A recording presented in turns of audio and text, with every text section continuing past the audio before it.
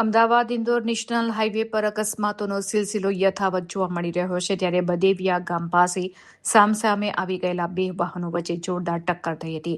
આ ભયાનક અકસ્માતમાં સદનસીબે કોઈ જાનહાનિ નથી થઈ જેથી તંત્ર અને સ્થાનિકોએ રાહતનો શ્વાસ લીધો છે.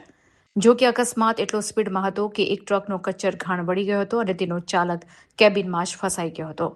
સ્થાનિકો દેવદૂત બનીને દોડી આવ્યા હતા. અકસ્માતનો જોરદાર અવાજ સાંભળીને આસપાસના સ્થાનિક લોકો અને રાહદારીઓ તાત્કાલિક ઘટના સ્થળ પર દોડી આવ્યા હતા. ભીષણ ટક્કરને કારણે ટ્રકની કેબિનનો આગળનો ભાગ સાવ દબાઈ ગયો હતો, જેમાં ડ્રાઈવર ખરાબ રીતે લોહીલુહાણ હાલતમાં ફસાઈ ગયો હતો અને તેને પગના ભાગે ગંભીર ઈજા પહોંચી હતી.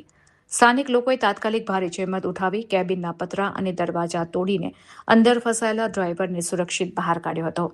108 મારફતે હોસ્પિટલ ખસેડવામાં આવ્યો હતો. 108ની ટીમ ઘટનાસ્થળે પહોંચતા જ ઈજાગ્રસ્ત ડ્રાઈવરને પ્રાથમિક સારવાર આપી વધુ સારવાર અર્થે નજીકની હોસ્પિટલમાં ખસેડવામાં આવ્યો છે.